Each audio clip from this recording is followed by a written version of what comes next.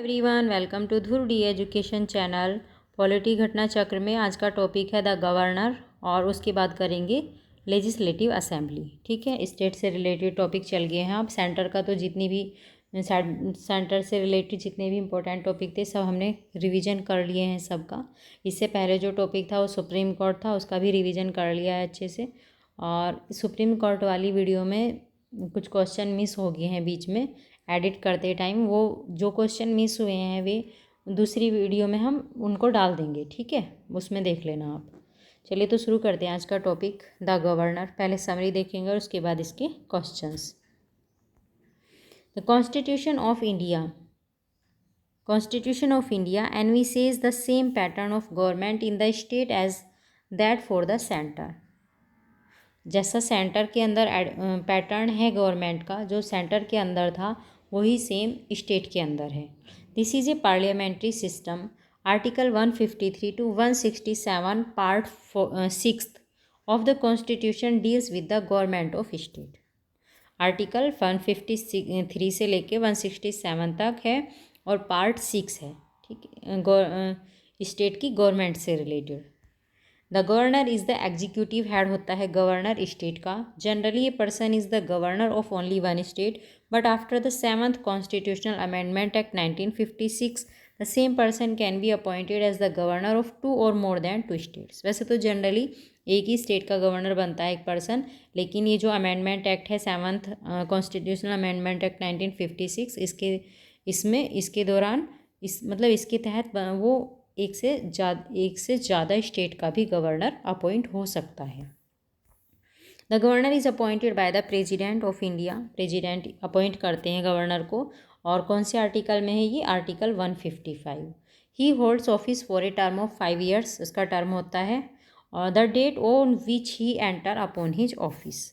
However his tenure is subjected to the pleasure of president. Tenure उसका president के pleasure पे depend करता है। Article 156 clause 1। Further, he can resign at any time by addressing a resignation letter to the president। Article 156 clause 2। ठीक है, इसके अंदर वो अगर रिजाइन करना चाहता है तो अपना रेजिग्नेशन लेटर प्रेसिडेंट को दे सकता है। According to article 157 the qualification for the post of governor. क्या क्वालिफिकेशन है? एक तो इंडिया का सिटीजन होना चाहिए, एज उसकी 35 होनी चाहिए। Jammu and Kashmir reorganisation act 2019 reorganised the state of Jammu and Kashmir into the union territory of Jammu and Kashmir and legislature. अब ये जम्मू कश्मीर जो स्टेट था यूनियन टेरिटरी बन गया है ये इसमें, Jammu Kashmir with a legislature. और the union territory of Ladakh without a legislature are. ठीक है, जो जम्मू कश्मीर में वहाँ तो लेजिस्लेचर है, लेकिन जो टेरिटरी है लद्दाख, यूनियन टेरिटरी है ना लद्दाख, तो वहाँ लेजिस्लेचर नहीं है। Both the newly created union territory will be administered by the president के द्वारा यहाँ एडमिनिस्टर्ड किया जाता है। दोनों ही जो यूनियन टेरिटरी हैं यहाँ पे कौन एडमिनिस्टर करेगा, कौन देखेगा यहाँ का एडमिनिस्ट्रेशन? प्रेसिडेंट देखेगा through a lieutenant governor appointed by him. जो वो लेफ्टिनेंट गवर्नर वहाँ पे अपॉइंट करेगा उसके द्वारा। All the executive work of the state is formally done in the name of the governor. The chief minister of union territory of Delhi is appointed by the president. जो दिल्ली का ये chief minister है उसको भी president अपॉइंट करते हैं। Article 239AA इससे रिलेटेड आर्टिकल है। The salary, wages and other expenditure related to the governor is charge upon the consolidated fund. ठीक है, इसकी सैलरी, वेज और जितने भी इसके खर्चे होते हैं वे सब कहाँ से होते हैं? स्टेट के कंसोलिडेटेड फंड से। आर्टिकल 202 सब क्लाउज 3A ये इससे रिलेटेड है। The governor has the power to appoint the chief minister and the council of minister on the advice of chief minister. Article 164 clause 1। He is an integral part of the state legislative assembly का वो एक integral part है।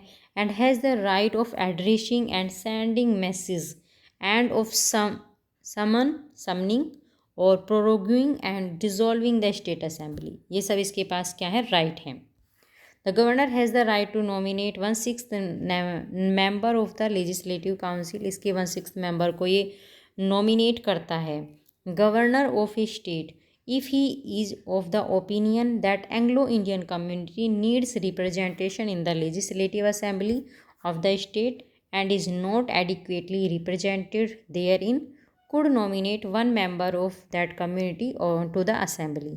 It is noteworthy that the arrangement of nominating representative of Anglo-Indian community in the state assembly have been extended. अब ये क्या हो गया है, एक्सटेंड हो गया है बियॉन्ड द स्टिपुलेटेड डेट 25 जनवरी 2020। अभी जो एंग्लो इंडियन को नॉमिनेट करते थे, सेंटर में प्रेसिडेंट करते थे, है ना, लोकसभा के अंदर, और यहाँ विधानसभा के अंदर गवर्नर करते थे, तो अब ये क्या है, प्रावधान ये हट गया है प्रावधान। The constitution 104th amendment act 2019 thus the arrangement of nomination one member of Anglo-Indian community in the legislative assembly has ended। ठीक है, a person who has the qualification for the judge of a high court can be appointed as the advocate general by the governor। Advocate general को कौन appoint करता है, state का governor. Article 165 advocate general से related article है। When a bill is sent to the governor after it is passed by state legislature, he can give his assent to the bill to or return the bill। assent भी दे सकता है governor अपनी bill pay, जो bill legislative जो state legislature है bill pass करके governor के पास भेजती है असेंट के लिए, तो गवर्नर उस पर असेंट दे भी सकता है और उसको रिटर्न भी कर सकता है, if it is not money bill. ठीक है, However, if the bill is passed again by the state legislature, the governor has to give his assent to the bill. According to Article 201, if a bill is reserved by the governor for the consideration of the president, then the president will declare whether to give assent to the bill or not. Article 202, Clause 3A, the emoluments and allowances of the governor and other expenditure relating to office are charged on consolidated fund of state. The governor can promulgate ordinance when the state legislature is not in session। ये है article 213। Governor ordinance जारी कर सकता है अगर state legislature session में नहीं है। He can grant pardons, reprieves, respites and remission of punishment or suspend, remit and commute the sentence of any person convicted of any offence against any law relating to a matter to which the executive power of the state extends। ये है article 161 के अंदर। जैसे president को centre में ये power दी गई थी, ऐसे ही गवर्नर को स्टेट के अंदर ये पावर दी गई है। Sarojini Naidu was the first woman to be nominated as the governor of any state। सबसे पहली गवर्नर, फर्स्ट वोमेन गवर्नर कौन थी किसी भी स्टेट की? Sarojini Naidu. She was the governor of UP from 15 अगस्त 1947 से और 2 मार्च 1949 तक ये यूपी की गवर्नर रही थी। अब आगे क्वेश्चन समरी होगी है, क्वेश्चंस का रिवीजन करेंगे अब।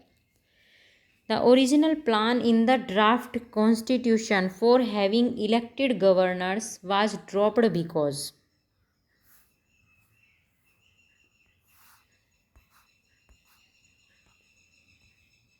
क्यों ड्रॉप कर लिया गया था ये?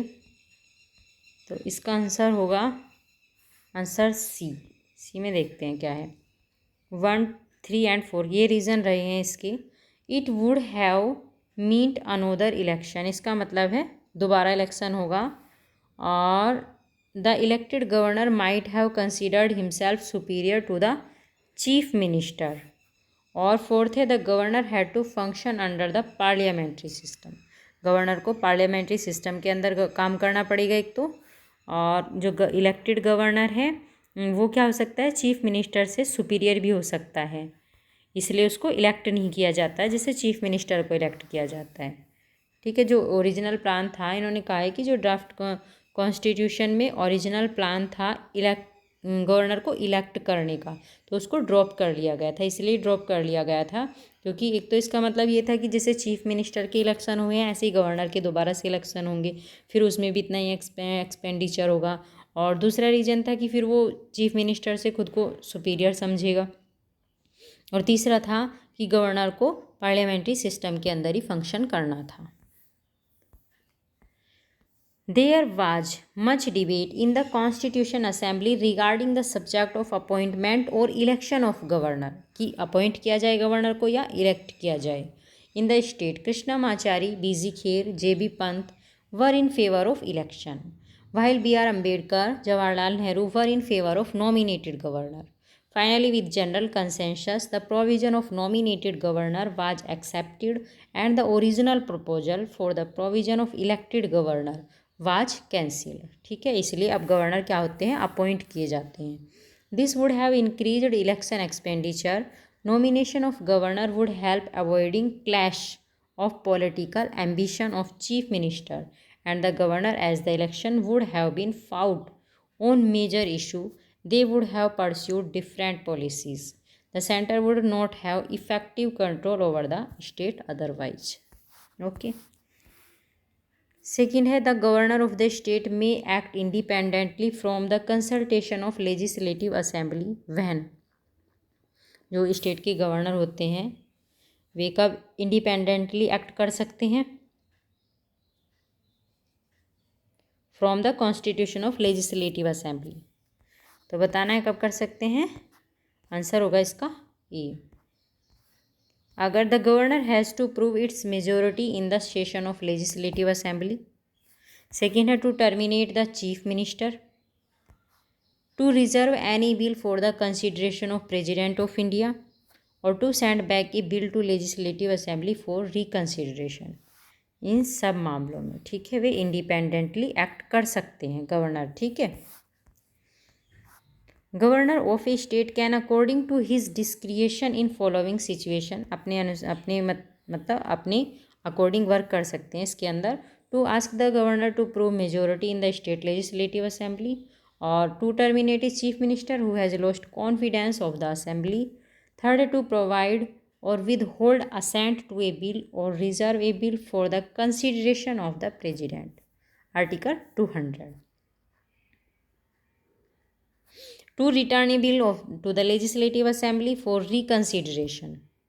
Besides, the governor uses his discretion while imposing president's rule in the state and dissolving the state. अगर president rule लग गया है तो तब भी क्या कर सकता है ये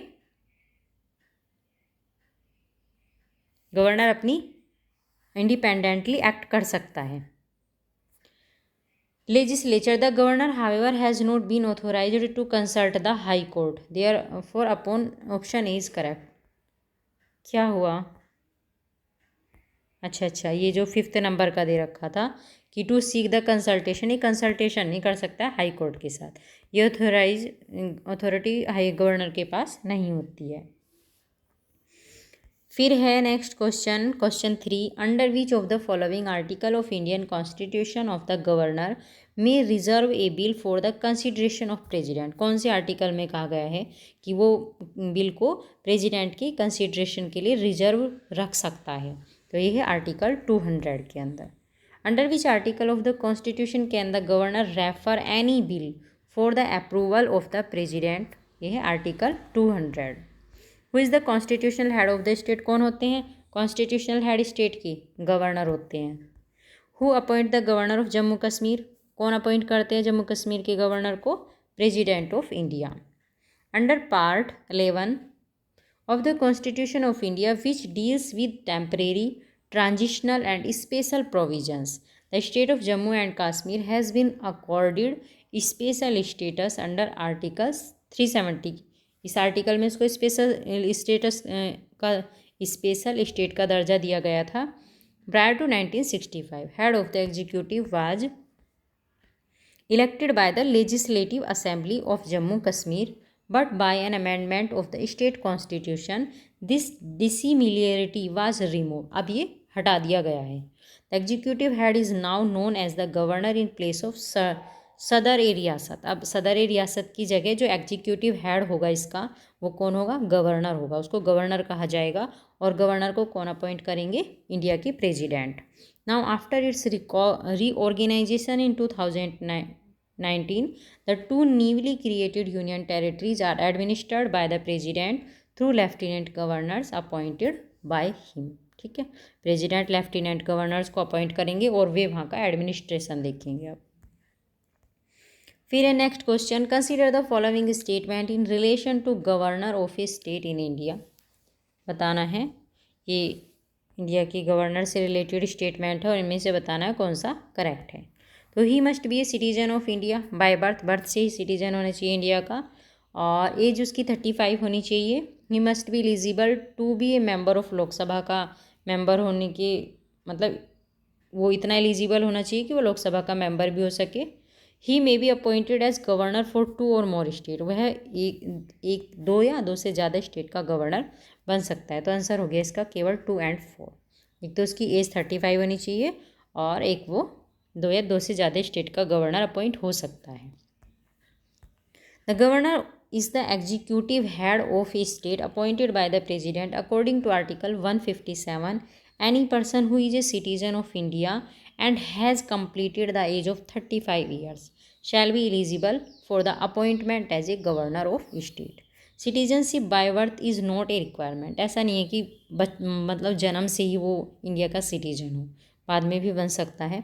according to article 158 the governor shall not be a member of either house, किसी भी हाउस का ये मेंबर नहीं होता है। गवर्नर किसी भी हाउस का मेंबर नहीं होगा। Thus it is not necessary the governor must have the eligibility to be a member of Lok Sabha. The 7th amendment act 1956 provided that a person is eligible to be appointed as governor for 2 और more states. Thus statement 2, 4 are true.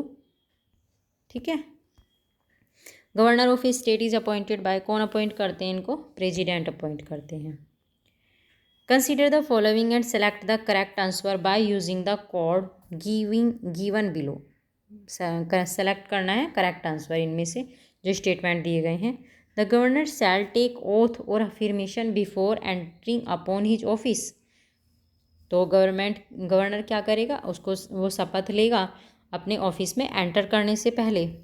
The format of oath और affirmation is given in the 3rd schedule of Indian constitution. 3rd schedule में क्या है, शपथ का वर्णन किया गया है, जो शपथ लेते हैं जैसे गवर्नर हुए, प्रेसिडेंट हुए, ये सब शपथ लेते हैं। तो इनकी शपथ का वर्णन कौन से शेड्यूल में किया गया है? शेड्यूल 3 के अंदर।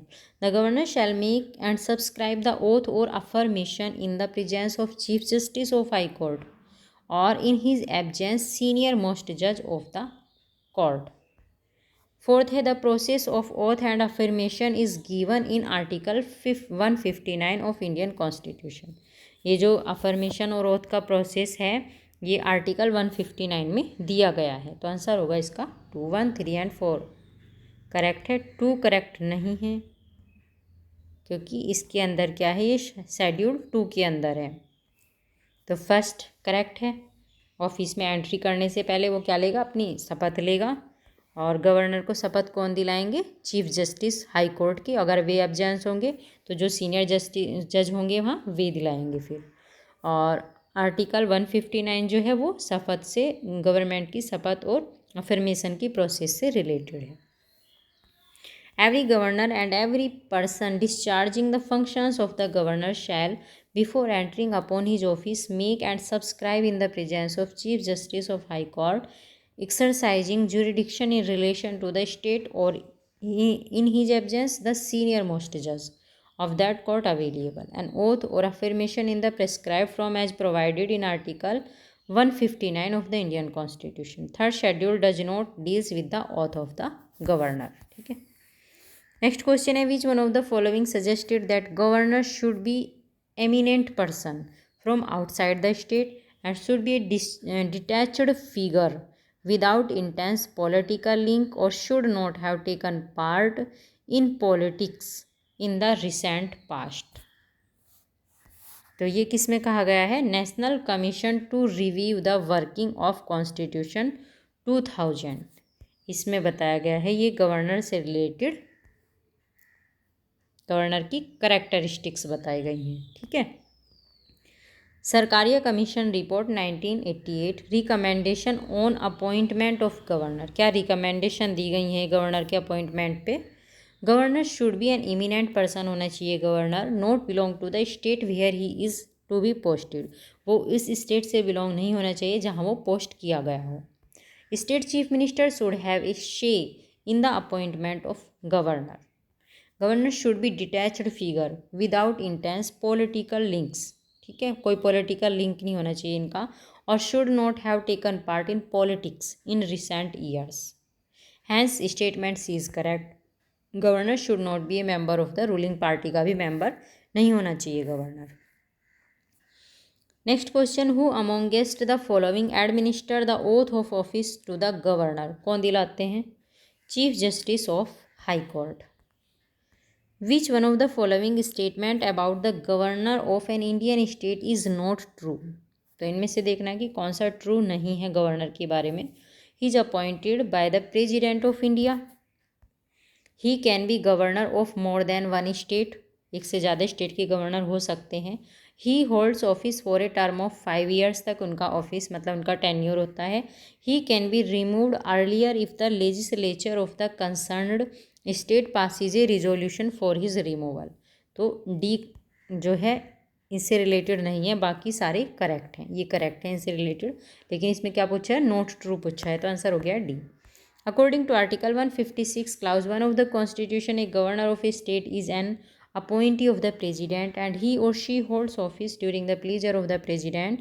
If a governor continues to enjoy the pleasure of the president, he or she can hold the office for a term of 5 years. A governor may be removed any time before completion of 5 years by the president on the advice of council of minister, but the state legislature has no such power. ये power governor को हटाने से related power state legislature के पास नहीं है। Which one of the following statement is correct? इनमें से बताना है कौन सी स्टेटमेंट करेक्ट है। तो करेक्ट है C. No procedure has been laid down in the constitution of India for the removal of a governor from his और her post. ये कॉन्स्टिट्यूशन के अंदर ये इसका कोई प्रोसीजर नहीं दिया गया है गवर्नर को हटाने से related. Statement 1 is incorrect because according to article 153 of the constitution the same person can be appointed as a governor of 2 or more state। ठीक है, एक से ज़्यादा स्टेट का गवर्नर बन सकता है। Statement B is also incorrect because the जज of both the supreme court and the high court are appointed by the president. ठीक है, हाई कोर्ट के जज को भी प्रेजिडेंट ही नियुक्त करता है। In the case of high court he also consider the advice of the governor. ठीक है, हाई कोर्ट के केस में वो जो प्रेजिडेंट है वो गवर्नर से कंसल्ट कर सकता है। Statement D is also incorrect because in the case of union territory with A legislative setup the chief minister is appointed by the president and not by the lieutenant governor. ठीक है, chief justice को कौन appoint करते हैं? President appoint करते हैं union territory के अंदर, लेफ्टिनेंट गवर्नर अपॉइंट नहीं करते हैं, ध्यान रखना इस लाइन का। Statement C is correct. There is no procedure laid down in the constitution for the removal of governor through ordinary. He has a tenure of 5 years तक उसका टेन्योर होता है और वो प्रेजिडेंट के प्लेजर तक अपने ऑफिस में बना रहता है।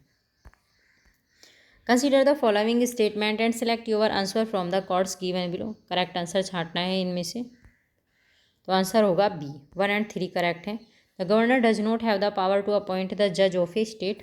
हाई कोर्ट, हाई कोर्ट के जज को गवर्नर अपॉइंट नहीं करते हैं, कौन करते हैं इसको? प्रेजिडेंट करते हैं।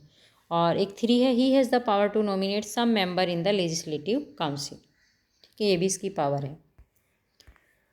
The governor does not have the power to appoint the जज of the state high court according to article 217 clause 1 chief justice of a high court is appointed by the president after consultation with the chief justice of India and the governor of the state and in case of appointment of a जज other than the chief justice, the chief justice of the concerned high court is also consulted. According to article 171 clause 3e, the governor has the power to nominate some member of the legislative council। में कुछ member nominate कर सकता है ये। Article 161 empower the governor to grant pardon, reprieve, respite or remission of punishment, to suspend, remit or commute the sentence of any person convicted of any offence against any law relating to the matter to which the executive power of the state x tends. ठीक है, 161 article में ये power दी गई है governor को कि वो किसी के दंड को कम कर सकता है, क्षमा भी कर सकता है ना। और the state legislature consist of the governor, the upper house if the system is bicameral and the lower house. When the same person is appointed as a governor of two or more states, the emolument and allowances payable to the governor shall be। तो कहाँ से दिए जाएंगे इसके, जब वो एक या एक से ज़्यादा स्टेट का गवर्नर बनेगा तो कहाँ से होंगे ये।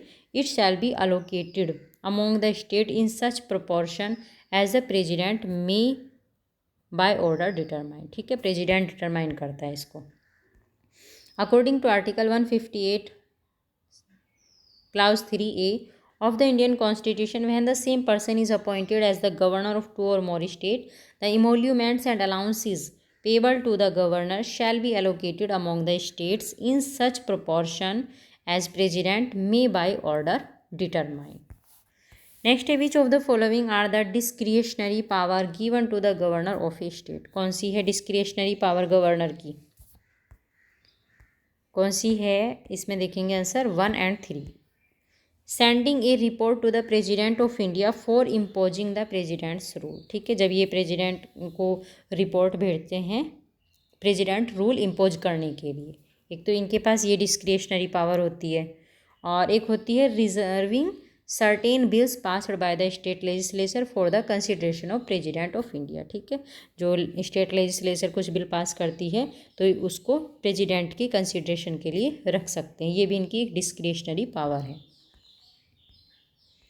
Article, according Article 356 of the Indian Constitution, the report is sent by the governor of the president that situation has arisen in which the government of state cannot be carried on in accordance with the provisions of the Constitution.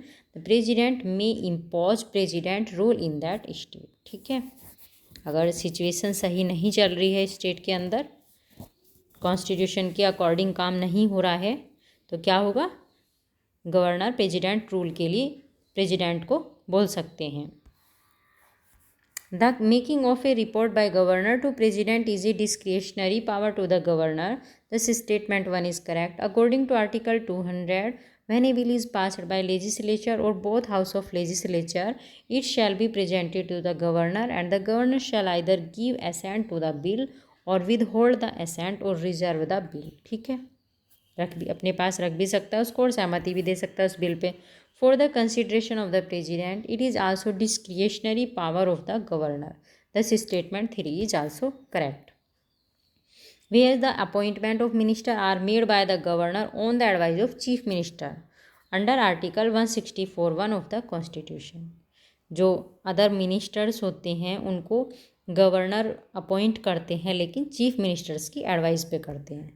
Therefore, it is not the discretionary power of governor, and Article 166 subclause 3 of Indian Constitution provides the governor shall make rule for more convenient transaction of business of the state legislature, but not related to any business of the Constitution on which governor acts. So, it is also not the discretionary power of governor. So, statement 2 and 4 are wrong.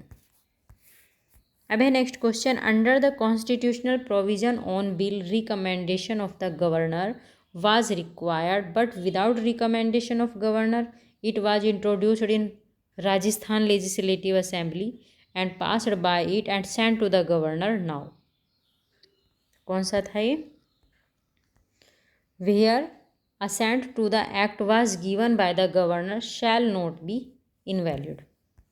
Under the constitution, provision on a bill recommendation of the governor was required, but without recommendation of governor it was introduced in Rajasthan Legislative Assembly and passed by it and sent to the governor. Now where assent to that act was given by the governor shall not be invalid. ठीक है, the approval of ordinance promulgated by governor is necessary by the state legislature. Article 213 of Constitution prescribes the power of governor to promulgated ordinance. ordinance जारी कर सकते हैं 213 article इनको ये power देता है गवर्नर को, it shall have the same force and effect as an act of the legislature of the state assented by the governor, but every such ordinance shall be laid before the legislative assembly of the state. इसके legislative assembly में रखे जाते हैं ऐसे bill, और where there is a legislative council in the state before both the house and shall cease to operate at the expiration of 6 weeks from the assembly of the legislature, or if before the expiration of that period a resolution disapproving it is passed by the legislative assembly and agreed to by the legislative council.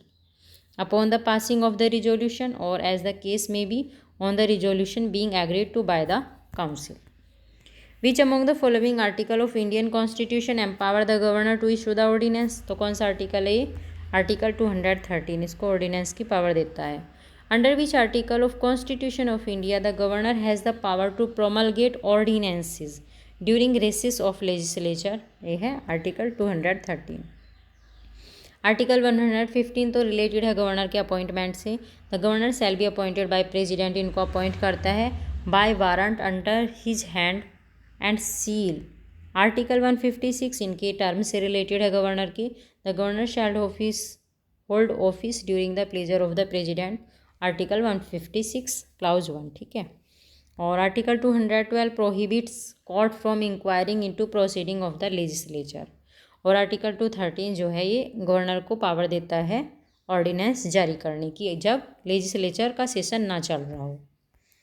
The governor of a state can promulgate ordinance during the recess of legislature under which of the following articles of the constitution? ये article 213। The governor of a state क्या होते हैं, कैसे चुने जाते हैं? President के द्वारा अपॉइंट किए जाते हैं और प्रेसिडेंट के प्लेजर तक अपने ऑफिस को होल्ड करते हैं ये। और एग्जीक्यूटिव पावर जो है स्टेट की उसके हेड होते हैं गवर्नर, और इनका टर्म कितना होता है? 5 years। तो सारे ही करेक्ट हैं, ठीक है। State governor is appointed by, कौन अपॉइंट करते हैं? President of India.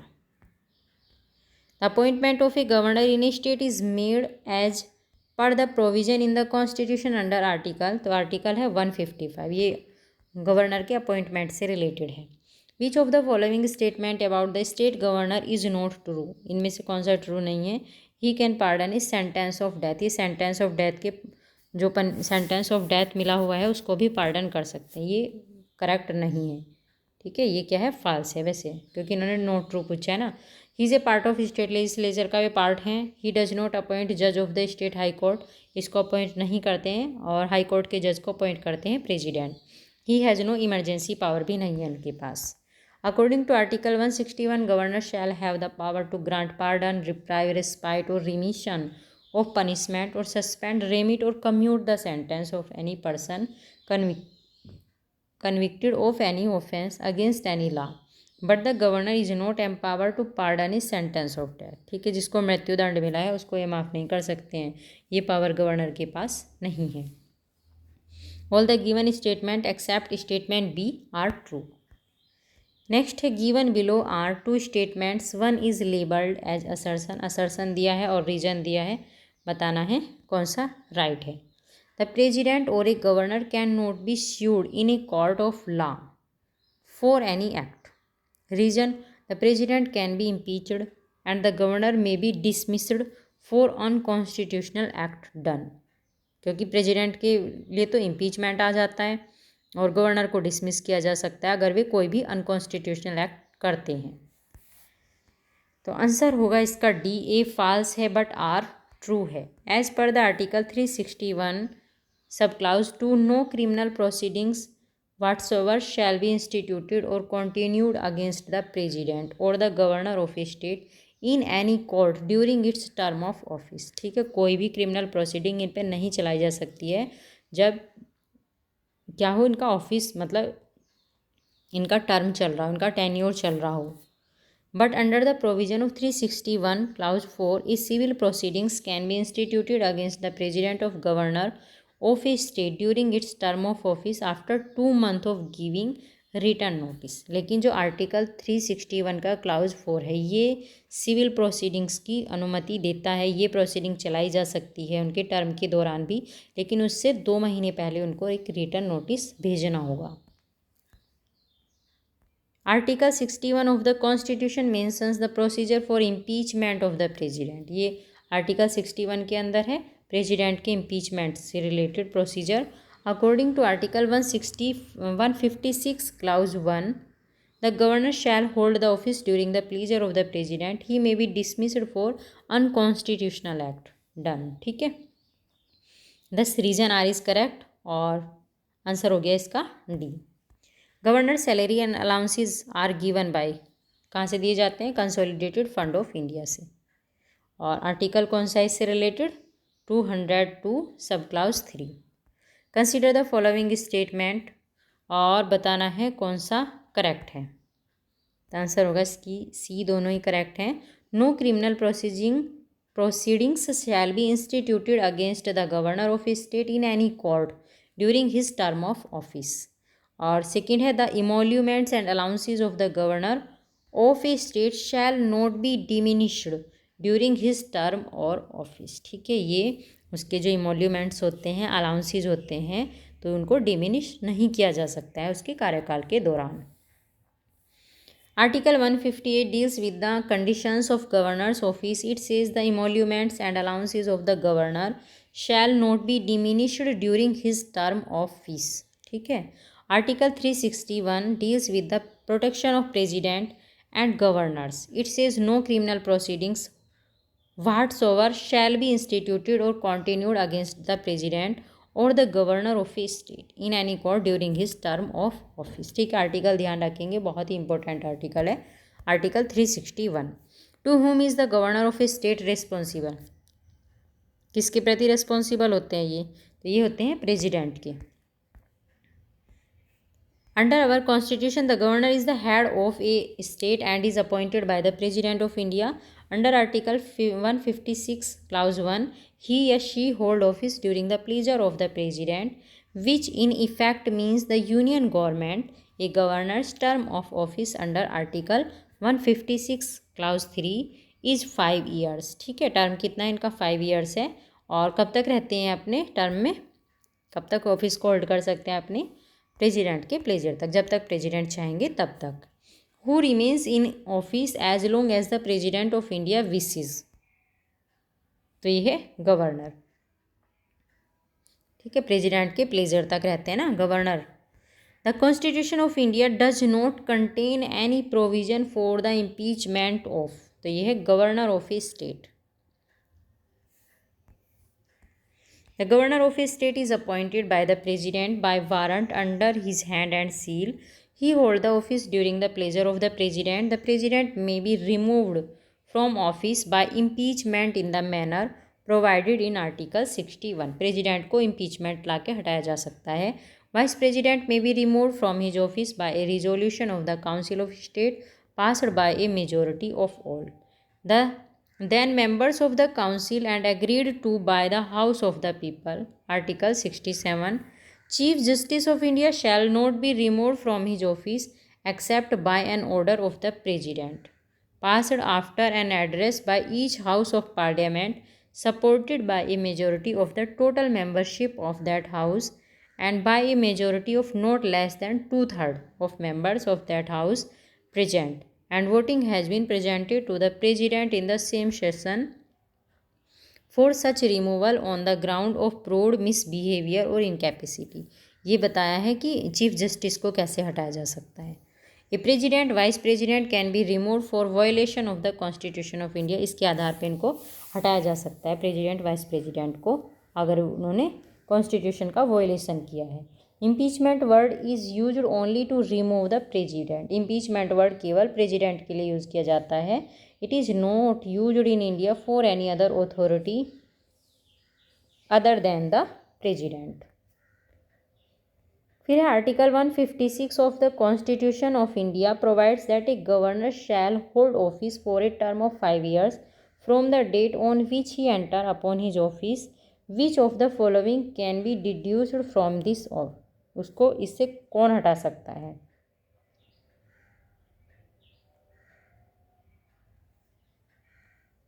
No governor can be remove from office till the completion of his term. तो ऐसा तो नहीं है कि जब तक टर्म नहीं होगा तो गवर्नर को हटाया नहीं जा सकता, हटाया जा सकता है। No governor can continue in office beyond the expiration of a period of 5 years. तो ये क्या है, दोनों ही क्या है, रॉन्ग है। क्या पूछा था इसमें, हाँ, तो दोनों ही, कोई सा भी करेक्ट नहीं है इनमें से। Article 156 deals with the term of office of governor. Governor shall hold the office during the pleasure of the president. हटाए जा सकते हैं कार्यकाल पूरा हुआ हो या ना हुआ हो, लेकिन प्रेजिडेंट चाहेंगे, जब तक चाहेंगे तब तक ही वो अपने ऑफिस तक रह सकता है। ठीक है, अगर प्रेजिडेंट चाहेंगे तो उसको हटा सकते हैं उससे पहले भी। The governor may by writing under his hand address to the president resign his office. ये खुद से भी रिजाइन कर सकते हैं। Subject to the foregoing provision of this article a governor shall hold for a term of 5 years from the date on which he enter upon his office, provided that a governor shall notwithstanding the expiration of his term continue to hold office until his successor enters upon his office. Thus both statements are wrong. ठीक है। First lady to become governor of state कौन थी, सरोजनी नायडू थी। कहाँ की बनी थी, UP की। Sarojini Naidu was the first women to become the governor of state in India. After independence she became the governor of UP and died in 1949. She became the first women governor of UP. Who amongst the following was the first woman governor of a state in free India? कौन थी ये, Sarojini Naidu. Who was first lady governor of West Bengal. West Bengal की पहली lady governor कौन बनी है, कौन थी ये थी पद्मजा नायडू। ठीक है, Padmaja Naidu was the daughter of Sarojini Naidu की डॉटर थी ये। और after independence she became the first female governor of West Bengal. 1956 से 67 तक रही थी ये। और while Chakravarti Rajagopalachari was the first governor of West Bengal. At present Jagdeep Dhankhar is the governor of West Bengal. उस टाइम पे जगदीप धनखड़ वेस्ट बंगाल के गवर्नर थे, लेकिन एट प्रेजेंट क्या है, जगदीप धनखड़ हमारे वाइस प्रेसिडेंट हैं। 13 February celebrated women's day every year in the memory of. किसकी मेमोरी में मनाया जाता है वोमेंस डे 13 फरवरी को, Sarojini Naidu. The national women's day of India is observe every year on 13 February. This day is observe on the birth date of India's first women governor Sarojini Naidu. She was born on 13 February 1879 को born हुई थी और dad हुई थी 2 मार्च 1949 को। Next day the governor who was dismissed in Rajasthan was कौन थे, ये थे Raghukul Tilak. The first governor who was dismissed from his office was Prabhudas Patwari. The governor of Tamil Nadu, Tamil Nadu के गवर्नर थे ये। He was remove from his office in October 1980 में इनके office से रिमूव कर दिया गया था। Raghukul Tilak was the first governor of Rajasthan who was dismissed in August 1981 from his office. ठीक है। नेक्स्ट है who among the following is not appointed by the state governor. इनमें से कौन सा स्टेट गवर्नर के द्वारा अपॉइंट नहीं किया जाता है, तो ये है जज ऑफ हाई कोर्ट। जहाँ हाई कोर्ट के जज को प्रेसिडेंट अपॉइंट करते हैं। एवरी जज of a high court is appointed by the president bye warrant under his hand and seal after consultation with the chief justice of India, the governor of the state, and in the case of appointment of a जज other than the chief justice by the chief justice of high court, while members of the Public Service Commission and the Advocate General is appointed by the Governor on the advice of the Chief Minister। ठीक है, तो ये topic था governor से related, complete हो गया है topic. अब टॉपिक शुरू करेंगे द स्टेट लेजिस्लेचर। ठीक है, state legislative council. As per article 169 the parliament has power for the abolition and the creation of legislative council in a state.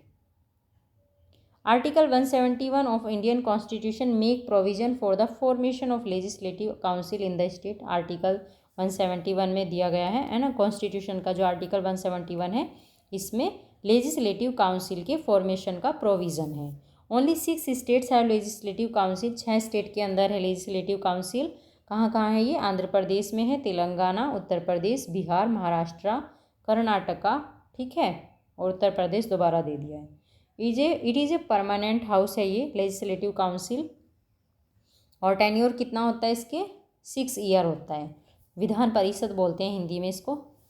According to article 171 clause 1 the maximum strength of legislative council shall not be more than 1/3 of the total strength of legislative assembly but not less than 40, ठीक है, 40 से कम नहीं होनी चाहिए इसकी strength. UP with 100 member in legislative council is the largest legislative council. UP के अंदर legislative council के 100 मेंबर हैं और सबसे ज़्यादा यहीं पे है ये। According to article 171 clause 4 the member of legislative council are elected in accordance with the system of proportional representation by means of the single transferable vote. A person to be elected a member of legislative council must not be less than 30 years. 30 year से कम का नहीं होना चाहिए अगर उसे legislative council का member बनना है। If the question arises as to whether a member of House of the Legislature to a state has become subject to any of the disqualification mentioned in clause कौन से इसमें है? Article 191 में। The question shall be transferred for the decision of the governor and his decision shall be final. Before giving any decision on any such question, the governor shall obtain the opinion of the election commission and shall act according to such opinion. Article 171 clause 3 provide for the election of the nearest 5/6 member of the legislative council and the remaining number to be nominated by the governor, ठीक है। However, the composition of the legislative council in the state is accordance with the provision of section 10 and the schedule 3. The Representation of the People Act 1951 made by the Parliament under Article 71 subclause 2. State Legislative Council has the power to remove his chairman और deputy chairman. कौन हटा सकते हैं? Legislative council को power होती है इनको हटाने की from their post by a resolution passed by a majority by the member. Article 191 of the constitution of India deals with the disqualification of the members of the legislative council, ठीक है। ये जो legislative council के member हैं उनकी disqualification से related है article 191। अभी तो ये तो लेजिस्लेटिव काउंसिल थी, अब आए legislative assembly. Article 168 to 212 in part 6 of the Indian constitution deals with the state legislature. According to article 168 state legislature consist of legislative assembly, ठीक है। Legislative assembly and governor of the state. The किससे बनी होती है ये? State की legislature, legislative council होती है, इसके अंदर लेजिस्लेटिव असेंबली होती है और स्टेट का गवर्नर होता है। The legislative assembly each state shall be composed of members elected by direct election on the basis of universal adult suffrage from territorial constituencies. The maximum number of assembly shell not be more than 500 से ज़्यादा member नहीं होने चाहिए इसके अंदर, और 60 member से कम नहीं होने चाहिए असेंबली के अंदर। The smallest assembly union territory is Puducherry. सबसे कम जो मेंबर हैं वो पुडुचेरी की असेंबली में है 33। एंड इन स्टेट में कौन सा है? सिक्किम है, यहाँ पे 32 है। Uttar Pradesh has the largest legislature assembly within 403 members. Election commission of India conduct the election for the state legislature. Election commission इनकी इलेक्शन को हेल्ड करता है स्टेट लेजिस्लेचर के। According to Article 170, each state shall be divided into territorial constituencies in such manner that ratio between the population of each constituency and the number of seats allotted to it shall, so far as practicable, be the same throughout the state.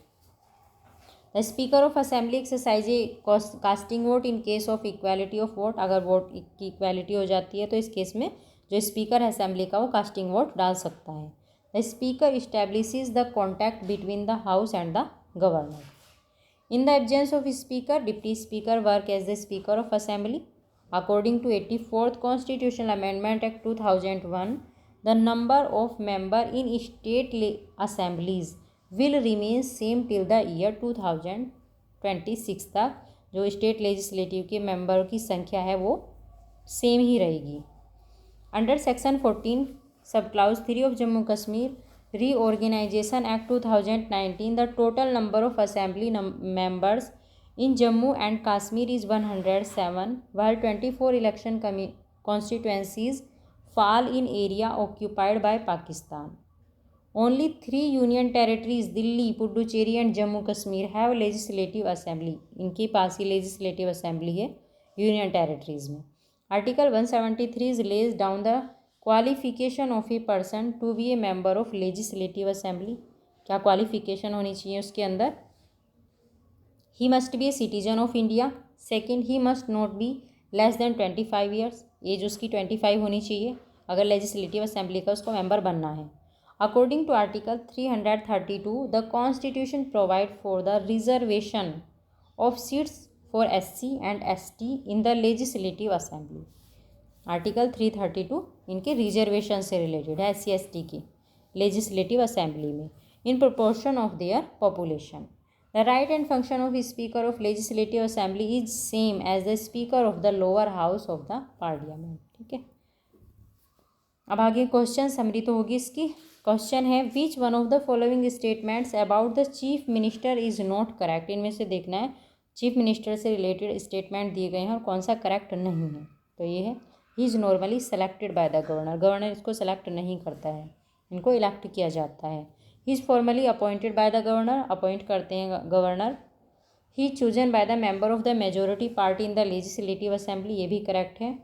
और his continuance in office depend upon many factors. तो answer हो गया इसका ए. ठीक है. According to article 164 sub clause 1, the chief minister shall be appointed by the governor and the other ministers shall be appointed by the governor on the advice of chief minister. Chief minister को तो governor appoint करेगा, लेकिन जो बाकी minister हैं उनको governor ही appoint करेगा, लेकिन चीफ मिनिस्टर की एडवाइस पे. And the minister shall hold office during the pleasure of governor. The chief minister and other minister are not selected by the governor. Thus option A is incorrect.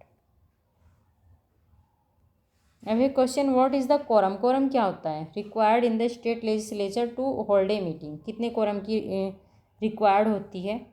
10 members और 1/10 of the total member of the house which is greater. या तो 10 member हो या जितने total member हैं house के उनका 1/10 part हो. ठीक है.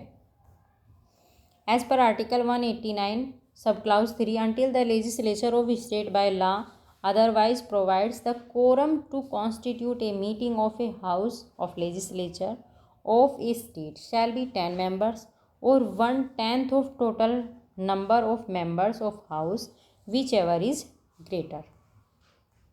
Next, according to which article of Constitution of India the chief minister is appointed by the governor of a state. तो कौन से आर्टिकल में है ये? आर्टिकल 164 चीफ मिनिस्टर के अपॉइंटमेंट से रिलेटेड है. As per Indian constitution legislature of state consist. किससे मिलके बनी होती है ये? आंसर हो गया है सी, लेजिस्लेटिव असेंबली और गवर्नर से. और गवर्नर, लेजिस्लेटिव असेंबली और legislative council where it exist. ठीक है, इन सबसे मिलके बनी होती है. According to article 168 the legislature of state, council of governor, legislative assembly and legislative council currently Andhra Pradesh, Bihar, Maharashtra, Karnataka, Telangana, UP है बाई कैमरा लेजिस्लेचर है यहाँ पर. Therefore upon option 3 is correct in respect of state which do not have a legislative council, where is upon 4 is correct with respect to the state which have legislative council.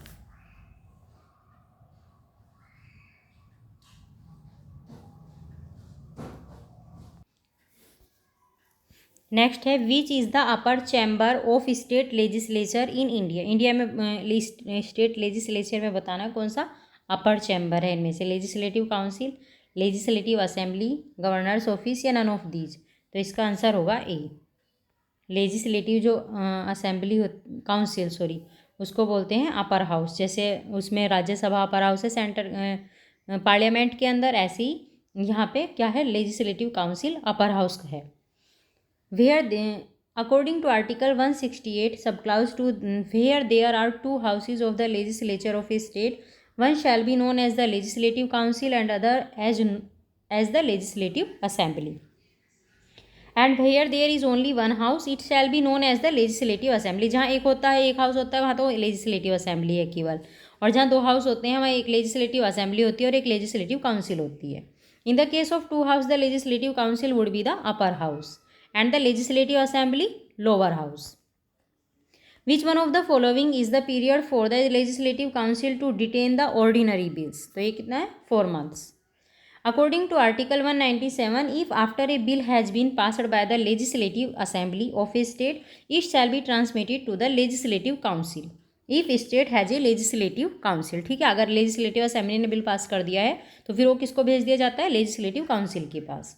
The Legislative Council can withhold the bill for 3 months के लिए वो withhold कर सकती है bill को without the bill being passed by it, and if after a bill has been so passed for the second time by the legislative assembly and transmitted to the legislative council, if it can lay up to 1 month। ठीक है, दूसरी बार में केवल ये 1 महीने रोक सकती है, फर्स्ट बार में तो 3 महीने तक रोक सकती है बिल को ये legislative council.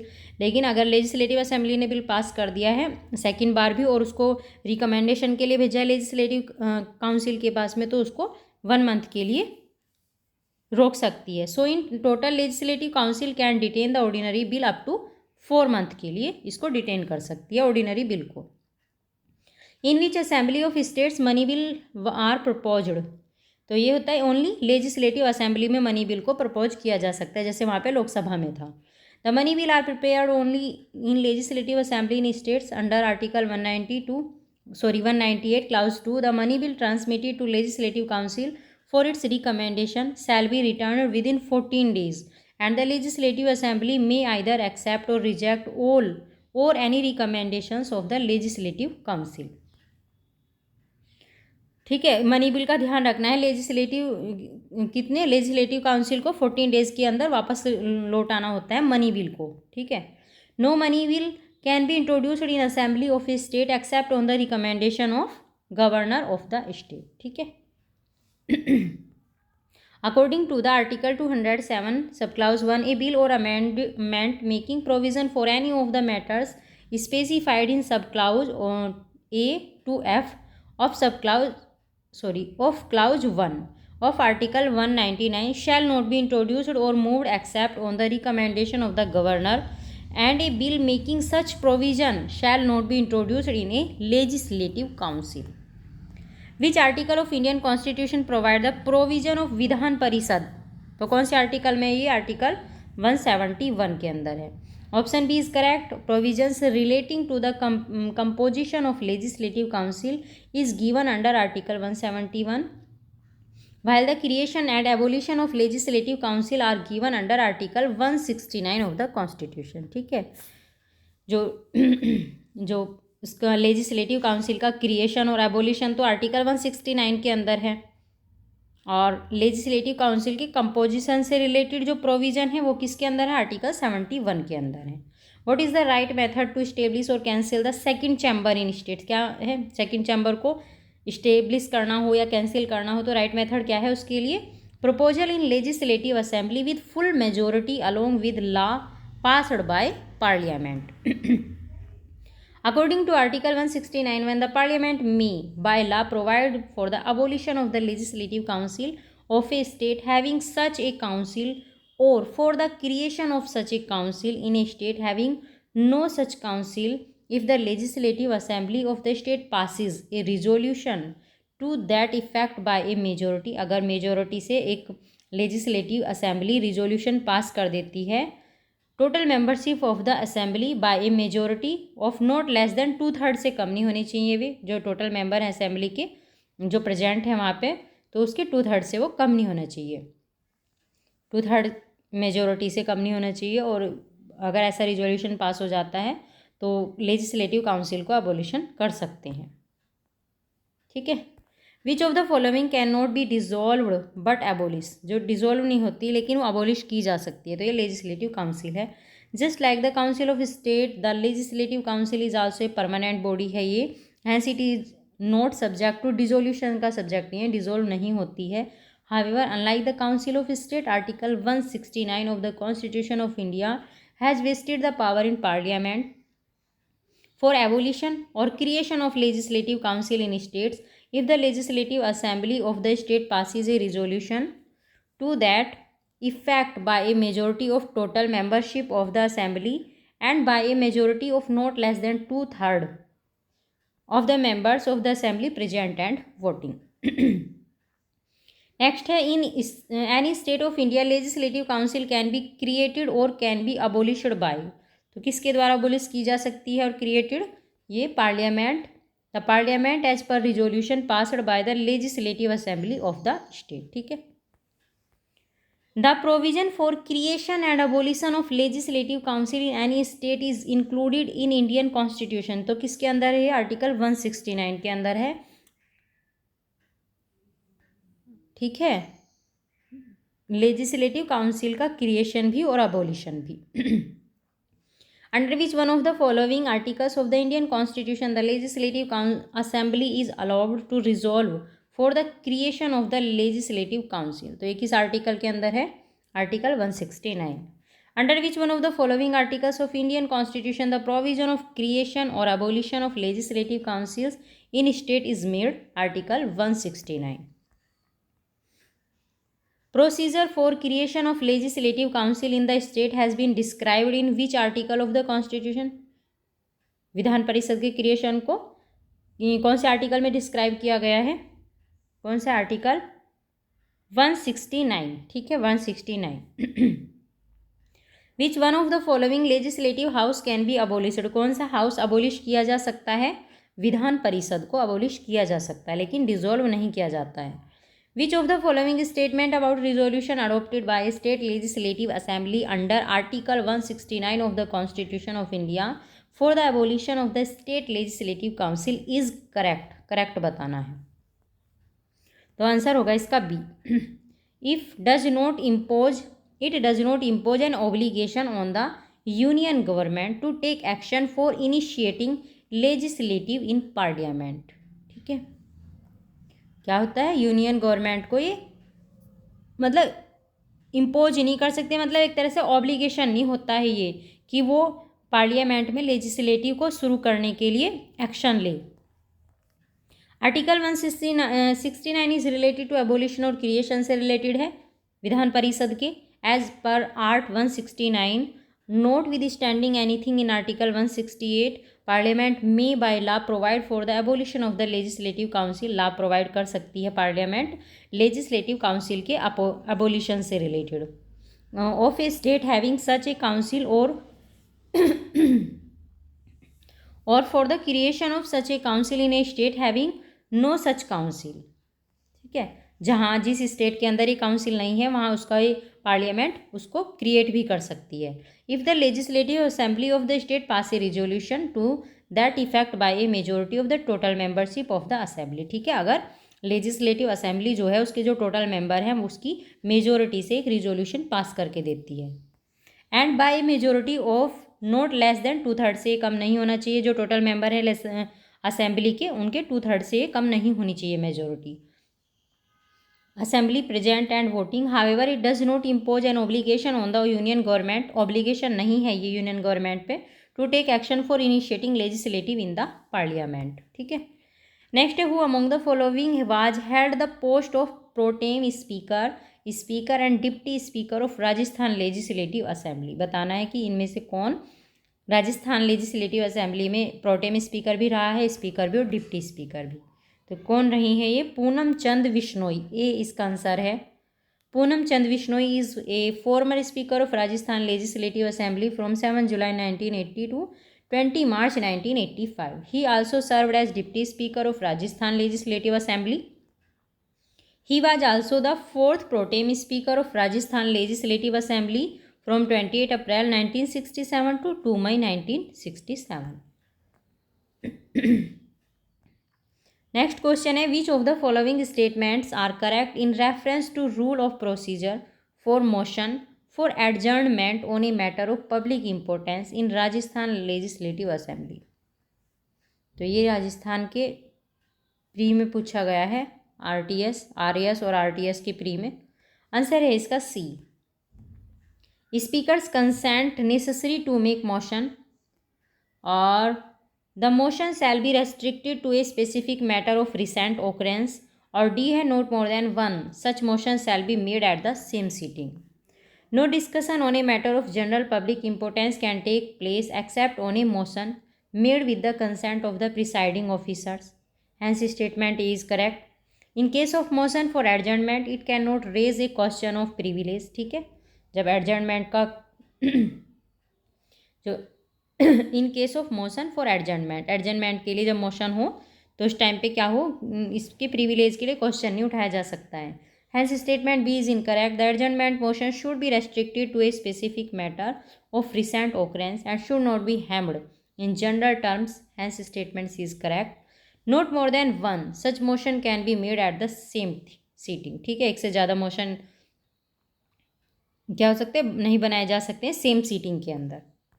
Consider the following statement, और बताना है कौन सा करेक्ट है इसके अंदर. आंसर होगा इसका डी, कोई सा भी करेक्ट नहीं है.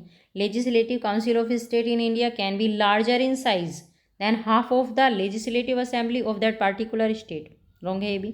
The governor of state nominates the chairman of legislative council of that particular state. तो दोनों ही रॉन्ग हैं. Article 170 clause 1 of the Indian constitution provides that subject to the provisions of article 333 the legislative assembly of each state shall consist of not more than 500 and not less than 60 member. ज़्यादा से ज़्यादा 500 member हो सकते हैं legislative assembly के अंदर, और कम minimum कितने हैं, 60 मेंबर.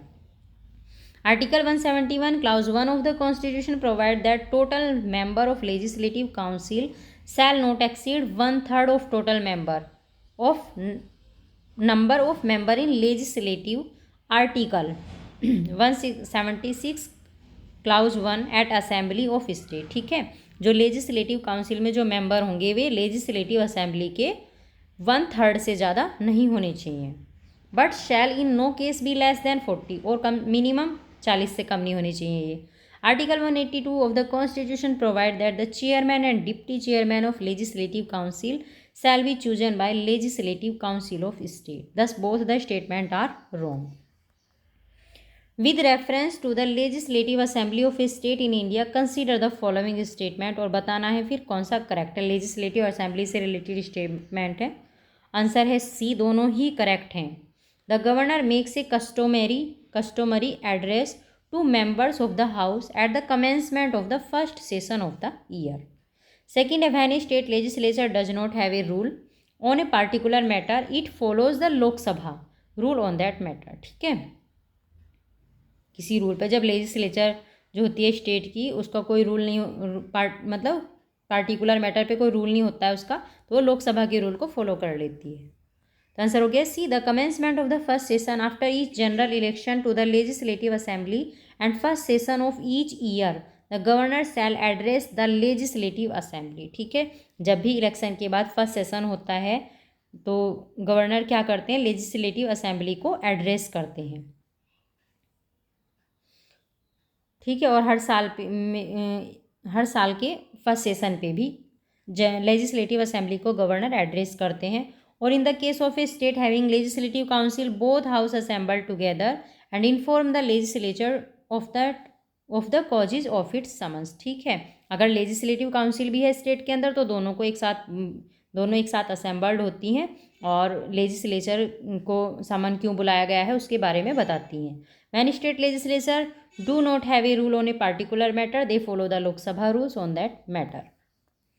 फिर है next question, how many members are nominated in the legislative council of Uttar Pradesh by the state governor. तो ये है 1/10 of the total member. According to Article 171, Clause 3 of Indian Constitution, 1/6 of the total members are nominated by the governor from amongst person having special knowledge or practical experience in fields such as literature, science, arts, cooperative movements and social service. ठीक है, इन सब के field के experience जो होते हैं, experienced person जो होते हैं, उनमें से 1/6 को गवर्नर नॉमिनेट करते हैं. But Article 171 Clause 2 provided that until Parliament by law otherwise provides the composition of the legislative council of a state shall be provided in clause 3. Presently, the structure of the legislative council in the state is in accordance with the provision of section 10 and schedule 3 of the Representation of the People Act 1951 as amended from time to time, made by Parliament under Article 171 clause 2 and under the provisions of this act. Out of the total 100 members of the Legislative Council of Uttar Pradesh only 10 members are nominated. ठीक है, 10 members जो हैं वे governor के द्वारा nominate किए जाते हैं, क्योंकि 100 मेंबर हैं लेजिस्लेटिव काउंसिल के अंदर यूपी के. In addition to Uttar Pradesh nearly 1/8 in Andhra Pradesh and nearly 1/6 in Bihar, 1/7 in Karnataka and nearly 1/6 member of Telangana legislative council are nominated by the governor. ठीक है, पहले 1/6 मेंबर को ये नॉमिनेट करता था, लेकिन उसके बाद अमेंडमेंट हुआ है, उसके बाद अलग अलग स्टेट में अलग अलग मेंबर को नॉमिनेट करता है. The number of nominated member in the legislative council is कितना है, तो नन ऑफ द अबव. ठीक है, अब इनमें से कोई सा भी फिक्स नहीं रहा है. Which one of the following can not B dissolved but can be एबोलिश्ड. तो यह स्टेट लेजिस्लेटिव काउंसिल डिजॉल्व नहीं होती है, लेकिन ये एबोलिश की जा सकती है. The state legislative council can not be dissolve but एबोलिश्ड. Article 169. ठीक है, Rajya Sabha can neither be dissolve nor be abolish. Rajya Sabha तो ना डिजॉल्व होती है ना ही एबोलिश होती है. विधानसभा का, विधान परिषद का ध्यान रखेंगे, विधान परिषद को डिजॉल्व नहीं कर सकते हैं बट एबोलिश कर सकते हैं. Lok Sabha and state legislative assembly can not B एबोलिश्ड but can be dissolve. Lok Sabha और जो स्टेट लेजिस्लेटिव असेंबली है, विधानसभा है, मतलब उनको एबोलिश भी किया जा सकता है और वे डिजॉल्व भी हो सकती हैं. विच one of the following state of India does not have a legislative council so far even through the constitution. 7th amendment act 1956 provide for it. तो कहाँ है, कहाँ पे नहीं है, एमपी के अंदर. महाराष्ट्र, कर्नाटका, बिहार यहाँ पे है. Out of the given state MP does not have the legislative council. नहीं है एमपी के अंदर. At present only 6 states have by cameral legislature, namely UP है, महाराष्ट्र, बिहार, कर्नाटका, आंध्र प्रदेश और तेलंगाना. केवल यहाँ पे ही बाई कैमरल लेजिस्लेचर है. बाई कैमरल मतलब द्विसदनीय विधान पर, जैसे वहाँ पे विधानसभा भी और वहाँ विधान परिषद भी है. Which one of the following state does not have by cameral legislature. कहाँ पे नहीं है, तमिलनाडु के अंदर नहीं है, बाकी यूपी, बिहार, कर्नाटका, महाराष्ट्र सब में बाई कैमरल है, बाई कैमरल लेजिस्लेटिव है. ठीक है, in the given options Tamil Nadu has unicameral legislative chamber while the other 4 have bicameral legislature. In which of the following state legislative council does not exist. कहाँ पे नहीं है legislative council, राजस्थान के अंदर नहीं है, बाकी बिहार, महाराष्ट्र, कर्नाटका यहाँ पे है. Which one of the following state does not have a bicameral legislature. तो इनमें से कौन सा है, MP. Legislative council exist in which of the following state. इनमें से कहाँ पे है लेजिस्लेटिव काउंसिल, तो बिहार के अंदर है, ना है केरला में भी नहीं है, ना दिल्ली में है, ना हिमाचल प्रदेश में. ठीक है, आंसर हो गया D. What is the correct about state legislative council. के बारे में देखना है कि इनमें से क्या करेक्ट है, तो जो करेक्ट है वो ही देखेंगे. ठीक है, आंसर होगा इसका सी. 2nd, 3rd, 4th and 6th, 7th. ठीक है, देखते हैं. टेन्योर कितना होता है, 6 ईयर होता है. नहीं, रॉन्ग है. परमानेंट हाउस एक तो ये, और it can not be dissolve नहीं की जा सकती, इसको एबोलिश कर सकते हैं. 1/6 member are elected by local institution. 1/6 member are elected by legislative assembly, तो ये भी रॉन्ग है. Every 2 years of 1/3 member are retire. 1/3 member retire होते हैं, ये भी रॉन्ग है. Deputy governor of the chairman of house और the tenure of its member is 6 year. इसके मेंबर का जो टेन्योर होता है वो 6 ईयर होता है, जबकि इसकी लेजिस्लेटिव काउंसिल का टेन्योर 6 ईयर नहीं होता है. तो आंसर हो गया इसका सी. 2nd राइट है, 3rd राइट है, 6th और 8 राइट है. ठीक है, ये भी राइट नहीं है. कौन सा राइट है, 2nd, ये राइट है. और डिज़ोल्व किया जा सकता है, ये भी राइट है. और 1/3 मेंबर इसके रिटायर होते हैं हर साल, ये भी करेक्ट है. और इसके जो मेंबर्स होते हैं उनका कार्यकाल कितना होता है, 6 year. The Legislative Council, like the Council of State, is a permanent chamber not subjected to dissolution. The member are elected for 6 year के लिए इसके member elect होते हैं. Like Rajya Sabha, 1/3 of members retire every second year. 1/3 member हर 2 साल पे retire हो जाते हैं. The Legislative Council elect its chairman and deputy chairman from the amongst its member. Or about 1/6 of the members are nominated by the governor from amongst persons possessing special knowledge and experience in the field of art, science, literature, social service and cooperative movement. 1/3 of the member of this house are elected by a legislative assembly from amongst person who are not the member of legislative assembly. ठीक है. 1/3 of its member are elected by the local bodies से 1/3 member elect होते हैं इसके अंदर municipalities और district board और any other local authority as specified by the law of parliament. 1/12 member are elected by graduate of at least 3 years standing to reside in that state. 1/12 members are elected by teacher of secondary school और having at least 3 year teaching experience. ठीक है, इस तरह से इनके member elect होते हैं.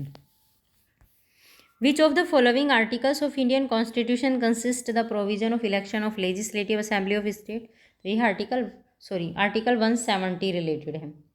Legislative assembly के इलेक्शन का प्रोविजन आर्टिकल 170 के अंदर है. According to article 170 clause 1, subject to the provision of article 333, legislative assembly of each state shall consist of not more than 500 से ज़्यादा नहीं हो सकते हैं और नॉट लेस देन 60 मेंबर, 60 से कम नहीं हो सकते हैं इसके अंदर. Chosen bye direct election from territorial constituencies in the state. ठीक है, डायरेक्ट इलेक्शन के द्वारा ये चूज किए जाते हैं. Article 176 is related to special address by the governor and Article 178 provisions for the speaker and deputy speaker of the legislative assembly. ये 176 जो आर्टिकल है ये तो गवर्नर के एड्रेस से रिलेटेड है और आर्टिकल जो 178 है ये लेजिस्लेटिव असेंबली के स्पीकर और डिप्टी स्पीकर से रिलेटेड है. नेक्स्ट है which one of the following state is an exception to the provision of article 170 which says that state legislative assembly of a state shall consist of not less than 60 members. तो कहाँ ये exception है? वैसे तो ये है कि 60 से कम मेंबर नहीं हो सकते हैं, लेकिन कौन से स्टेट है जहाँ पे 60 से कम मेंबर हैं? तो ये है सिक्किम. आंसर हो गया इसका A. Article 170 relates composition of legislative assembly. Article 170 ठीक है लेजिस्लेटिव असेंबली की कंपोजिशन से रिलेटेड है. It says that the subject to the provision of article 333 legislative assembly of each state shall consist of not more than 500 and not less than 60 members. Chosen by direct election from territorial constituencies in the state. The state of Sikkim is an exception. Sikkim इसका अपवाद है इस ला का. The legislative assembly of the state of Sikkim consists of 32 members. ठीक है, यहाँ की जो सिक्किम की legislative assembly है इसमें केवल 32 members हैं. What can be the maximum number of the members in the legislative assembly of a state in India? ज़्यादा से ज़्यादा कितने हो सकते हैं? 500. According to Article 170 of Indian Constitution, the minimum and maximum strength of members of Legislative Assembly in state can be respectively. कितनी हो सकती है? मिनिमम 60 और maximum 500. What can be minimum strength of Council of Ministers including Chief Minister in the state? तो ये है 12. ठीक है. Article 164 Clause 1 Subclause A of the Constitution of India provide for the number of ministers in the state. According to this article, the total number of ministers, including the chief minister, in the Council of Ministers in a state shall not exceed 15% of the total number of members of the Legislative Assembly of that state. ठीक है, total number जो है ministers including मतलब chief ministers को भी मिला के जो मिनिस्टर्स की संख्या है वो कितनी हो सकती है? 15% से ज़्यादा नहीं हो सकती है. जितने भी लेजिस्लेटिव असेंबली के मेंबर हैं उनके 15% से ज़्यादा नहीं हो सकती है. This article also provide that the number of ministers including chief minister in a state shall not be less then 12 और 12 से ही कम नहीं हो सकते हैं. ठीक है. Which one of the following Indian state has the largest number of members in the state legislature? तो कौन सा? ये उत्तर प्रदेश है. ठीक है. अच्छा, इन सब में से बताना था, सॉरी, यहाँ ऑप्शन दिए गए हैं, इन ऑप्शन से ही छांटना है. तो ये हिमाचल प्रदेश है, ठीक है। लार्जेस्ट मेंबर है यहाँ स्टेट लेजिस्लेचर के हिमाचल प्रदेश के अंदर, इन सब में, ठीक है। अरुणाचल प्रदेश में 60 है, हिमाचल प्रदेश में 68 है, मणिपुर में 60 है, मेघालय के अंदर 60 है। Who conduct the state assembly election, कौन कंडक्ट कराता है? Election commission of India. Article 324, election commission of India conduct the election of state assemblies. अब है next, which state among the following has the maximum number of members in legislative assembly. तो कहाँ पे है? उत्तर प्रदेश के अंदर है। कितने हैं? 403, ठीक है। Who among the following is the final authority to decide any question relating to the disqualification of a member of house of legislature of a state. तो किसकी होती है फाइनल अथॉरिटी? तो ये अथॉरिटी होती है गवर्नर की। According to Article 192 of Indian Constitution, if any question arise as to disqualification of member mentioned in clause 1st of Article 191, the question shall be referred for the decision of governor, ठीक है।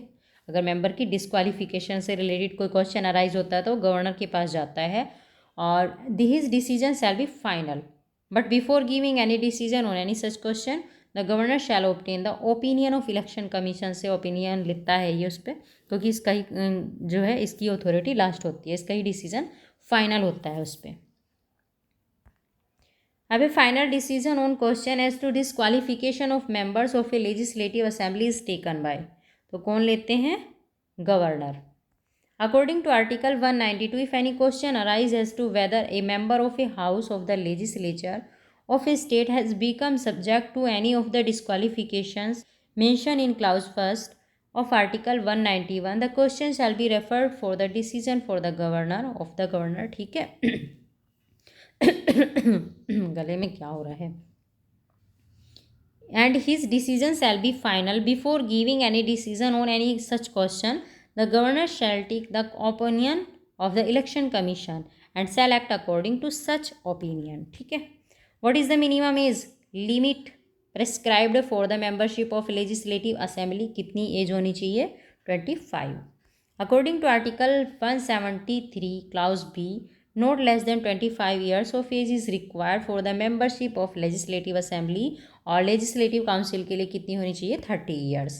Consider the following statement, और बताना है कौन सा correct है। तो जो करेक्ट है वही देखेंगे, इनमें से कोई भी करेक्ट नहीं है। देख लेते हैं, एक बार पढ़ लेते हैं, करेक्ट भी तभी पता चलेगा ना क्या करेक्ट है। फिर फर्स्ट कह रहे हैं कि according to constitution of India a person who is eligible to vote can be made a minister in a state for 6 months even if he और she is not a member of legislature of that state, ठीक है। जिसे vote डालने का अधिकार है, vote डालने के लिए जो एलिजिबल है, और चाहे वो किसी भी हाउस लेजिस्लेचर के किसी भी हाउस का मेंबर ना हो तो वो मिनिस्टर बन सकता है। पहला स्टेटमेंट ये है, तो ये रॉन्ग है। According to the Representation of People Act 1951, a person convicted of a criminal offence and sentenced to imprisonment for 5 years is permanently disqualified from contesting an election even after his release from prison, ठीक है।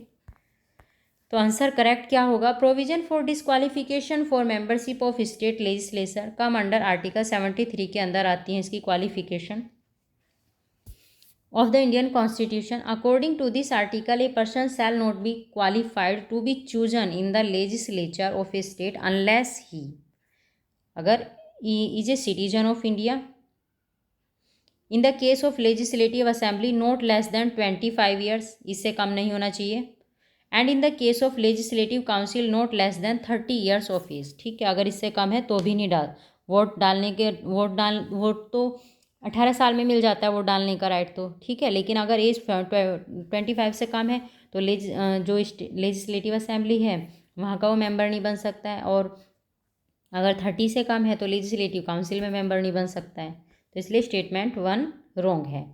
possesses such other qualifications as may be prescribed in that behalf by or under any law made by parliament, hence statement 1 is wrong. According to the Representation of People Act 1951, a person convicted to any offence and sentenced to imprisonment for not less than 2 years shall be disqualified from the date of such conviction and shall continue to be disqualified for a further period of 6 years since his release. So this is not permanent, hence statement 2 is also wrong, ठीक है। If the speaker of legislative assembly of a state wants to resign, तो किसको resign करेंगे? Deputy speaker को। According to article 179 clause B, if the speaker of legislative assembly of a state wants to resign, he and she will give his resignation to the deputy speaker of that state legislative assembly. Next question, the speaker continues to be the speaker can even after the dissolution of the assembly until, कब तक रहता है वो? अगर assembly भी dissolve होगी है तो एक स्पीकर जो है कंटिन्यू कब तक स्पीकर रहता है? Immediately before the first sitting of the new assembly constituted after dissolution. ठीक है, जब तक नई असेंबली की फर्स्ट सीटिंग नहीं हो जाती है तब तक। According to the provision of article 179 of Indian constitution, a speaker continues to be the speaker even after the dissolution of the assembly until the first sitting of the new assembly constituted.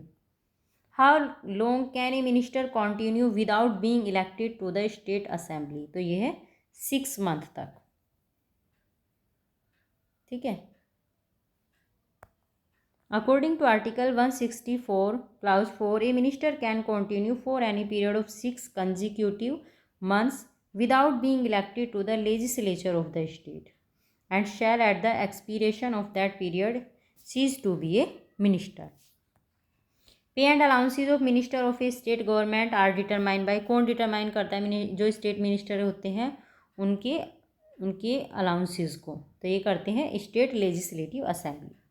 According to Article 164 Clause 5, the salary and allowances of the minister shall be such as the legislature of state may from time to time by law determine, and until the legislature of the state so determine shall be specified in the second schedule. ठीक है, तो ध्यान रखें कौन करती है? Legislative assembly. Who prorogues the Vidhan Sabha of a state, कौन करता है? Governor. According to Article 74 Clause 2, the governor of that state prorogues the Vidhan Sabha. After the Ayodhya incident in 1992, Vidhan Sabha in some state was dissolved. Out of the following, in which state the Vidhan Sabha was not dissolved? कहाँ पे dissolve नहीं हुई थी? कुछ state में dissolve कर दी गई थी और इनमें से बताना कि कहाँ पे डिसॉल्व नहीं हुई थी। बिहार के अंदर नहीं हुई थी, नहीं तो यूपी, एमपी और हिमाचल प्रदेश यहाँ पे डिसॉल्व कर दिया था। After the Ayodhya incident in 1992, Vidhan Sabha, state legislature under the BJP ruled state like UP, MP, Himachal Pradesh, Rajasthan were dissolved, but the state of Bihar was not dissolved. Bihar came under president rule in 1995 after 1980. Which one of the following state has proposed reservation for Muslim in job and education? कौन से state में दिया गया है? आंध्र प्रदेश के अंदर Muslims को job में और एजुकेशन में रिजर्वेशन दिया गया है। The governor of Andhra Pradesh provided reservation to Muslim in job and education in 2004, which was cancelled by the Andhra Pradesh High Court ने इसको कैंसिल कर दिया है later in 2007 में। The government of Andhra Pradesh limited the reservation for Muslim 4% in the consonance with 50% limit, but it was again cancelled by the High Court. Nevertheless, Supreme Court through its interim decision accepted the reservation made by Andhra Pradesh government, but the final decision is still awaited as the matter is pending before constitutional bench of the Supreme Court. Next question है, the Constitution of India provide, क्या provide करता है? Answer हो गया है B. A person shall not be qualified to be chosen to fill a seat in the legislative assembly of a state if he or she is less than 25 years of age. ठीक है, अगर 25 साल से नीचे का है तो legislative assembly का मेंबर नहीं बन सकता है। According to Article 170 Clause 1 of the Indian Constitution, the legislative assembly of every state shall consist of not more than 500 and not less than 60 members chosen by direct election from territorial constituencies in the state. A person must be 25 years age to be chosen to the legislative assembly. ठीक है, बार बार question repeat हो रहा है ये। अभी which is the only state of in India to have the common civil code? कहाँ पे है कॉमन सिविल कोड? गोवा के अंदर है। Goa is the only state of India to have the common civil code. Goa civil code is based on Portuguese civil code पे based था ये 1867 के, which was introduced in Goa in 1870 में विद सम मॉडिफिकेशन के साथ 1870 में गोवा में इंट्रोड्यूस किया गया था। How many reorganised state had bicameral legislature in 1956? तो यहाँ देखते हैं डिटेल में। After the reorganisation in the year 1956 7 out of the total 14 state had bicameral legislature. 1956 में क्या थे, 7 स्टेट के अंदर बाई कैमरल लेजिस्लेचर थी, क्योंकि 14 स्टेट थे टोटल वहाँ उस टाइम पे। तो कहाँ थी, यूपी के अंदर थी, Bihar, Bombay, Madras, Tamil Nadu, Mysore, Karnataka, Punjab, West Bengal. Of this the legislative council was abolished in 1969 West Bengal में। ठीक है, यहाँ पे लेजिस्लेटिव काउंसिल को एबोलिश कर दिया गया था 1969 में, और 1970 में पंजाब से एबोलिश हो गई थी और तमिलनाडु से 1986 के अंदर। The Legislative Council in Jammu Kashmir was established under the Constitution adopted by Jammu Kashmir in 1957. At present, 6 states including Andhra Pradesh, Telangana have Legislative Council. The Legislative Council of the Union Territory of Jammu Kashmir has been abolished since 31st October 2009. Next है, account of the state are controlled by, किसके द्वारा control किया जाता है, ये कौन control करता है स्टेट के अकाउंट को? इनमें से तो कोई नहीं है। ठीक है, कौन करता है, controller and auditor general, CAG करता है। If the contingency fund of the state is operated by, कौन ऑपरेट करता है कॉन्टीजेंसी फंड को स्टेट की? ये करते हैं governor of the state. Contingency fund is created as an impressed account to meet some urgent और unforeseen expenditure of the government. The state contingency fund is placed at the disposal of governor. Any expenditure incurred from this fund requires a subsequent approval from the parliament, and the amount withdrawn is returned to the fund from the consolidated fund.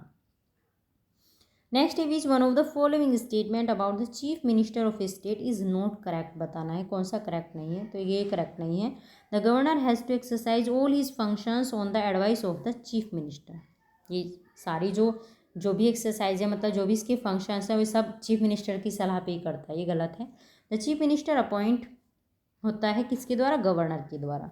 Chief minister generally presides over the cabinet meetings, को preside करता है chief minister, और ministers are appointed by the governor on the advice of chief minister. ये तीनों correct हैं।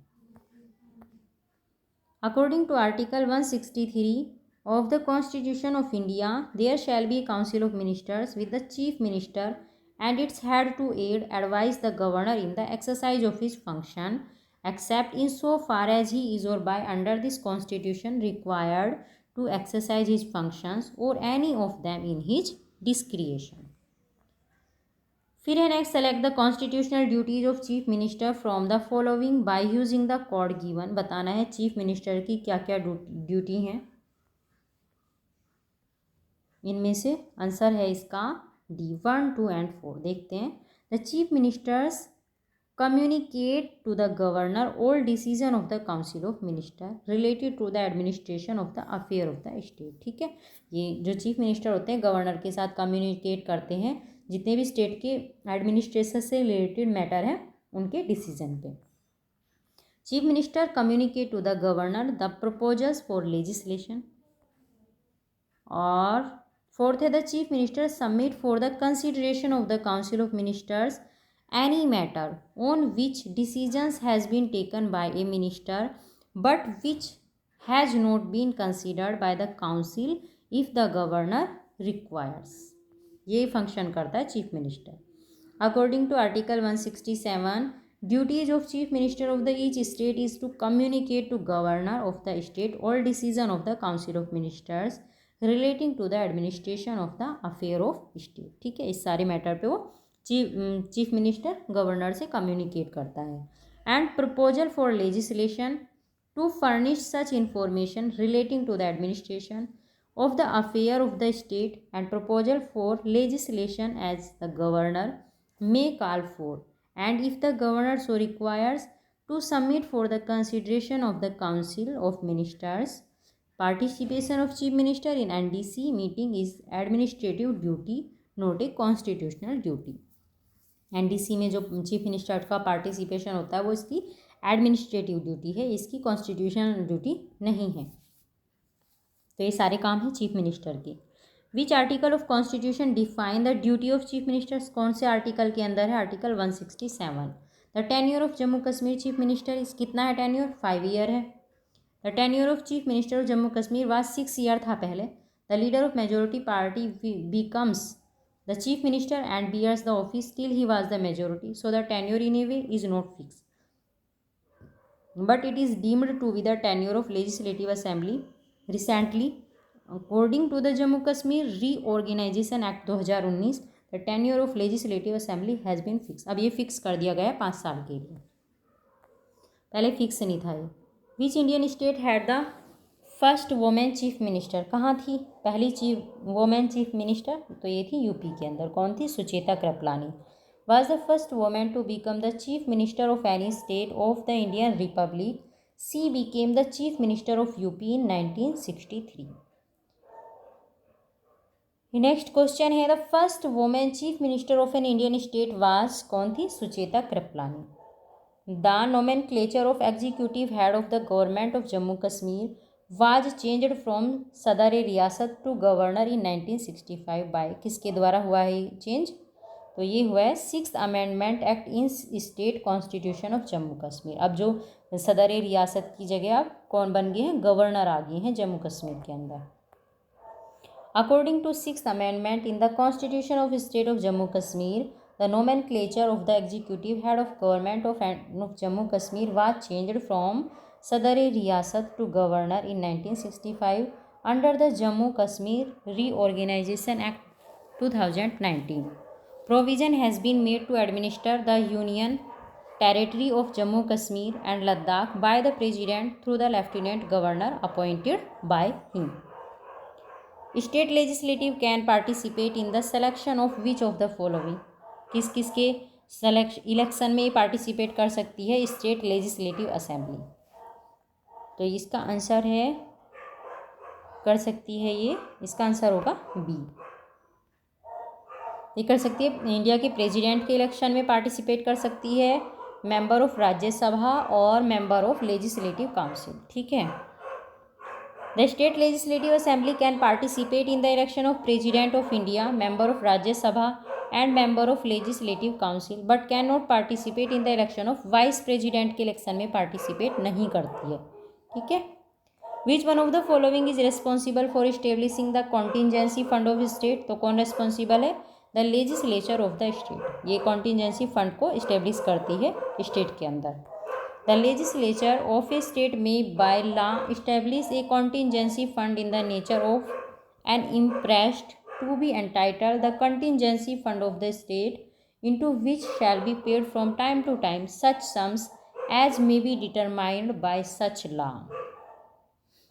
And the said funds shall be placed at the disposal of the governor of the state to enable advances to be made by him out of such fund for meeting unforeseen expenditure pending authorization of such expenditure by the legislature of the state by law under Article 205 और article 206 of the Indian constitution.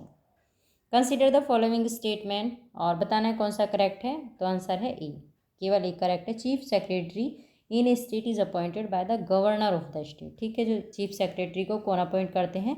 State के governor. The chief secretary of state is chosen by chief minister and appointed by governor. Choose तो करते हैं chief minister, appoint करते हैं governor. Thus, statement 1 is correct. The chief secretary is the head of state administrative machinery and has control on the administrative body of the state.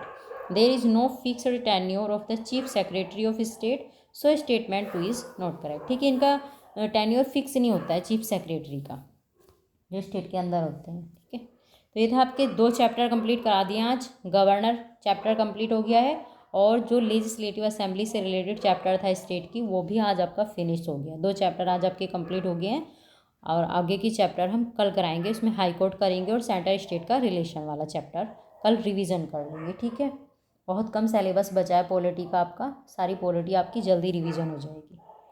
चलिए, धन्यवाद video देखने के लिए, और वीडियो अगर अच्छी लगे तो प्लीज़ चैनल को लाइक करें और चैनल को सब्सक्राइब ज़रूर करें।